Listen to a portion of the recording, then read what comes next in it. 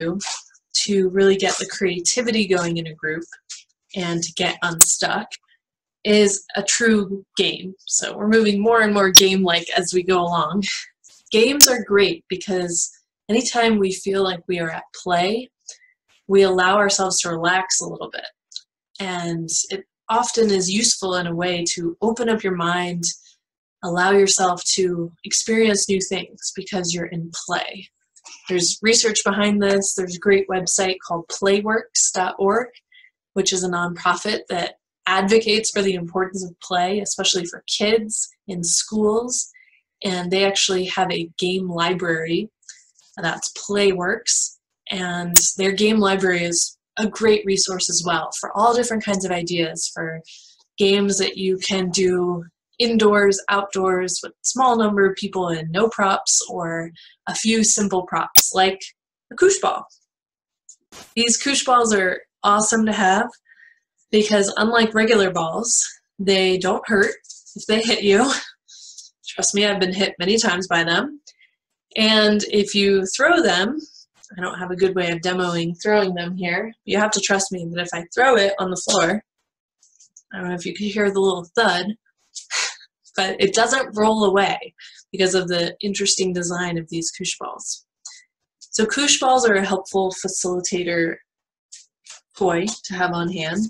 I have 8 of them here. And I have a fun game that I love to play with these. This can be a great warm-up game for a group. It can also be a good break if you are feeling stuck with your group and you need a way to surface some of the communication issues or team issues that you're encountering in a safer way, in a way that people are willing to talk about it because you're going to take a little bit different viewpoint. Let me show you how this works. What you want to do is you want to have everyone in the group get in a circle, pretty evenly spaced. You can do it like a PE teacher and have everyone hold their arms out and get in it that way, or just trust your group to be able to actually get into a circle. What I have found is that adults are not very good at standing in a circle that is evenly spaced, and sometimes I use that to kind of joke around about, you know, our ovalish circle, our squarish circles that we managed to create. Once you get everyone into what is at least approximating a circle, you're going to let them know the basic rules of the game, which is that each person is going to receive the ball from one person and toss it to a different person. Everyone should only have the ball once. So they only get it from one person in the group and they only throw it to one person in the group. There's no duplication. An easy way to help them with this is say that for the first round, everyone should just hold their hands up until they've received the ball. And once you've received it and tossed it, you can put your hands down, which makes it a lot easier to know who's already had the ball and who hasn't. Trust me, it helps. The other good rule of thumb is to tell them it's helpful if they toss it to someone that's not right next to them. It will make the rest of the game a lot easier. And if they know each other's names, this can be a good chance for them to reinforce names by tossing it to someone and saying their name at the same time. This is also used to get to know people's names when you're in a new group by doing a name activity first and then tossing the ball using the person's name. Okay, so the basic premise, I'm going to toss it to Sam, Sam's going to toss it to Greg, Greg's going to toss it to Susie, Susie's going to toss it to Melinda, and it's going to go around the circle that way. Once you've made it around the circle, you ask people if they're ready to get a little bit more challenging. And hopefully they say yes. I've never had a group say no. So once they say yes, then you can offer to start to speed it up and explain that this time you're going to go in the exact same order. So all you have to do is remember who you got it from, who you're giving it to, and you're just going to try to do it faster without dropping it. And you see how well they do at that. And then once it seems like they're doing that okay, maybe a couple of rounds of that, you ask if they're ready to get more complicated.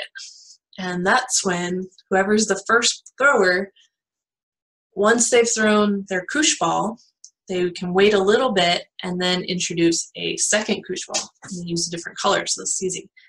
So I've got the yellow one going, And then once they've got that, I'm going to throw the pink one. Good to just start with 2 initially, but then if they've done 1 round of 2, you say, all right, how many Koosh Balls do you think we can get around the circle at once? And I usually have groups of about 12 to 20 people, and they'll get 8 Koosh Balls going at the same time. It gets pretty chaotic once you have 8 Koosh Balls that are all flying across the circle. You have people who are bending down to pick up a Koosh Ball, and a Koosh Ball hits them in the chest. You've got people who are, grabbing 3 Koosh Balls at once, or are overwhelmed with a pile of Koosh Balls at their feet. All kinds of shenanigans ensue, and it can be a lot of fun. I've done this game with all kinds of different groups, including most recently with the leadership team for the city of Fountain. So this is not something that you only do with young adults or students or anything. The folks I was doing it with were the chief of police, the fire chief, the city manager, the city clerk, the city attorney, and they had a ton of fun with this exercise. Now, it's not just about fun. Fun is not to be overlooked. It's a great thing to have in a staff meeting, but you want to build on that fun with a chance to actually have a discussion which is going to help people generate some new insights into their own behavior and the challenges they're facing in working on this team.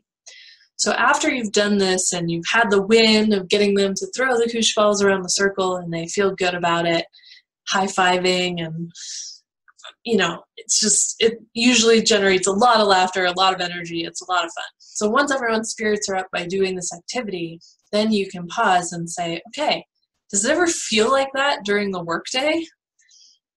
Yeah. I mean, it's not too much of a metaphor. This is called team juggling.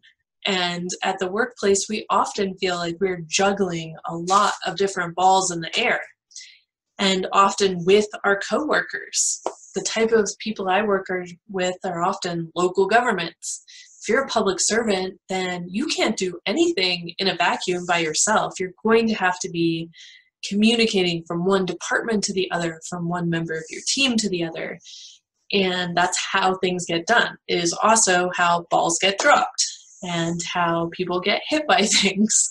So we can use the Koosh Balls as the metaphor and unearth some of the daily challenges and struggles that your team is having. I've seen people really have really productive conversations about how it feels when you have a bunch of balls flying at you and you haven't had time to actually take one and toss it to the next person. That can lead to a great discussion about, what do we do to take care of one another?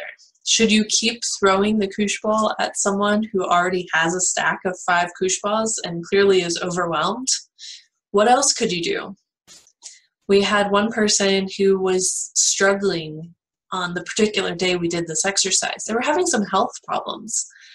So they were not catching most of the balls that came their way, and they weren't even really bending over to pick up the ones that had fallen. So the team was not very successful at this team juggling exercise because all the Koosh Balls were just ending at one person and piling up at their feet. And at first there was just this sort of, this is awkward, that failed. But we were able to have a great conversation about, all right, so what do we do if that happens in real life? If you've got that one team member who, for whatever reason, is not able to keep up and cannot be part of moving this metaphorical work around the circle. That was a great discussion. The team really came together and learned a lot about one another and what they wanted to do to both help and to hold one another accountable.